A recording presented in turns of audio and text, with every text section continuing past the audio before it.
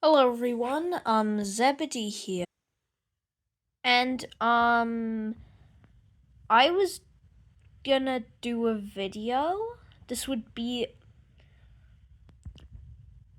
a short no, a long video. I'd say about 17 minutes maybe. I'm guessing about all three model era Thomas and Friends movies.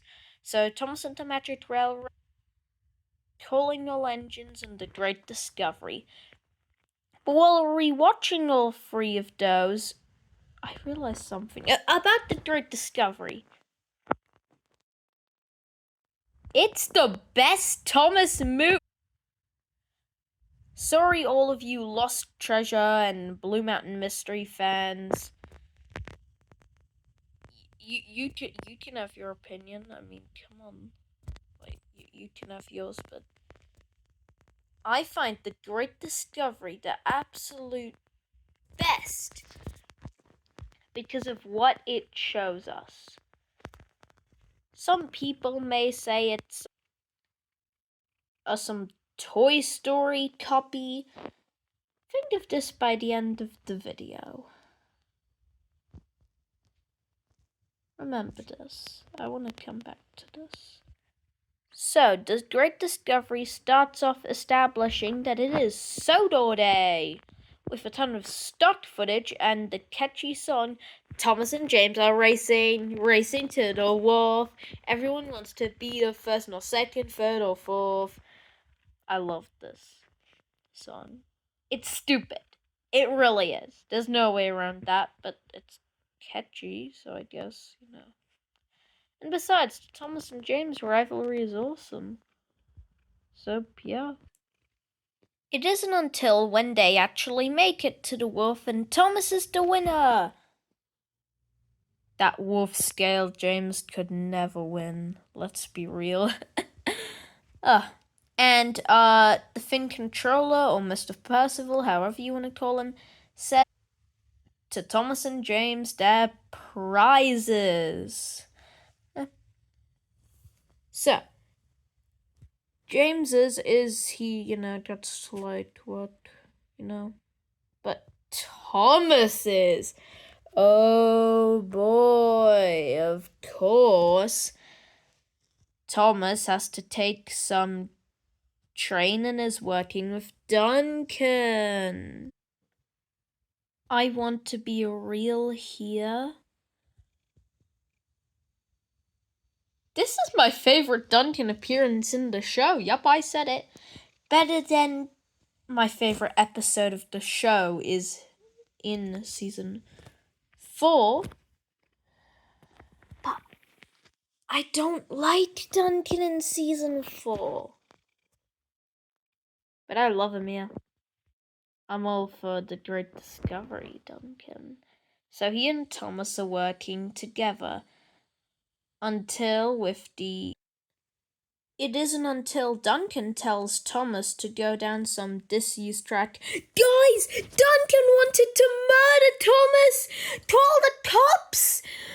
Guys! It isn't until Thomas is there on a shady bridge that break any second. Oh, it's shaking and rattling until we get Sharon Miller rhyming. Hey, she wrote this movie. Sharon Miller wrote the what? Huh? How did... Anyway. While the thing is rattling, Thomas is like, I'll be brave and strong, I'll get to the wharf, and it won't take long, or something like that, until the bridge collapses. I hear people say that the bridge is useless. Couldn't Thomas have just, gone down some hill and couldn't stop and then have found Great Waterton? Yeah, he could have. But since this was the last all-model production, and the models would be done in a bit, I feel that this bridge was done for the, cinematic? I really don't know how you say it. Anyway, and after this, Thomas heads back. The bridge was useless, but hey, it was cool. Until when Thomas heads through some old bushes, he finds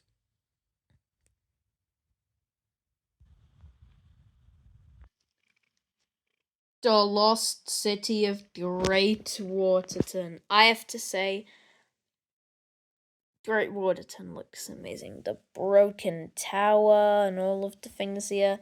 That tender which the buried truck made a story of, and all of the bushes. It feels so abandoned, and I love it that way. This isn't until Thomas, for finding a town Harold should have found by now, is given the award of being like the boss, you know? He gets to restore it.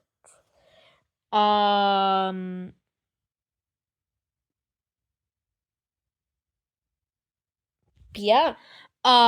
So like this is where everything begins for Thomas. I'll leave it like that. And we get the return of the pack. Yes. It was nice to see them, even though some like Isabella and Patrick, even though some of them aren't there, it was nice to see them. I know we saw them in season 12 in a Percy in the Bandstand or whatever it's called, but it's nice to see them, I guess. And we get like some musical number. Okay, I'll welcome that, you know. Until we are introduced to the first and only new character of the movie, Stanley. I love Stanley.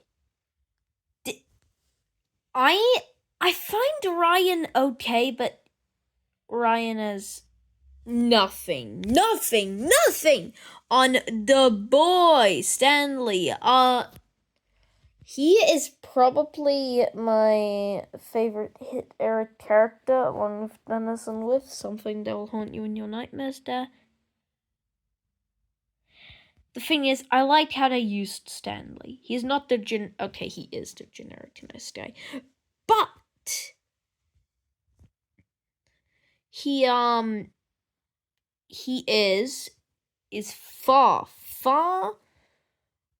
more than, let's say, Ryan, because he was given a good he was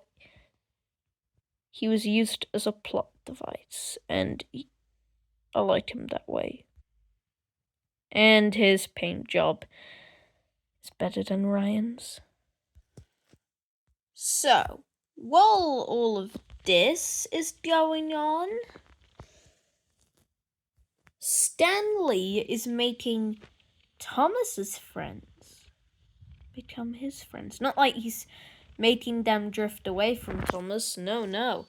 As in, he wants to make friends with them. Thomas is focused about him finding Great Waterton and being in charge, while the others are focused on Stanley, which gets Thomas angrier. It's Stanley, and Stanley. We all know that this won't happen, but Stanley keeps taking Thomas's identity. Thomas is too focused in his leadership, we should call it, of finding Great Waterton, that he is slowly thinking less and less about his friends, what's important. And Stanley is doing all of Thomas's jobs, taking it from him. It isn't until he takes Annie and Clarabelle. It isn't until this scene. This is one of my favorite scenes in the entire hit era. And I'm a huge fan of the hit era. Thomas sees Stanley in his place with his friends. He took his coaches. The engines don't notice, but Thomas feels he is being neglected, as if he was replaced. The steam engines will always have a home here is feeling destroyed by this white tank engine. Thomas decides to leave the sheds. Now this is how Dave the Diesels. This is sort of like Dave the Diesels with that Percy scene when Belle's in the sheds. But this is way better. Seriously, come on. Like, after a tool scene with the wolf scale Thomas has a crash with some flatbeds. It isn't until Edward and Rocky. No. I thought Edward strikes out. No. It isn't until Thomas is helped up. And it isn't until Thomas has lost his ownership of Great Waterton. He pushed his friendship aside for his, ownership, and lost his ownership by pushing his friendship aside. And afterwards, welcome, Stanley!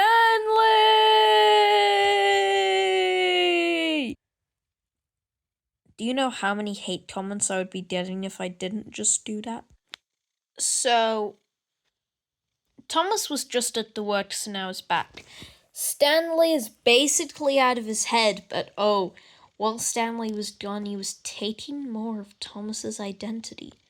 Thomas is associated with these things. And Stanley is taking it. We're slowly seeing Thomas fall. Now, characters like Jack, they aren't... They're busy. That's why they can't listen to Thomas. But Thomas feels as if no one will listen to him. Now, the scene where Thomas gave Stanley too many trucks. This is the turning point. Thomas deliberately tried to make Stanley crash. It's pretty stupid, of course the trucks would run away. You gave him too much and you knew it. But the fact that Thomas would do this to someone, his friends, he is being pushed further and further back.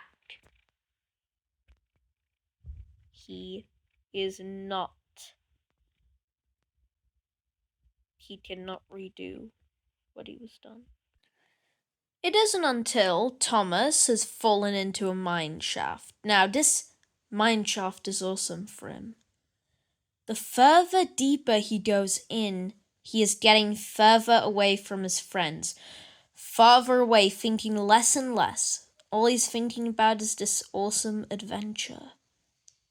There's way too much going on.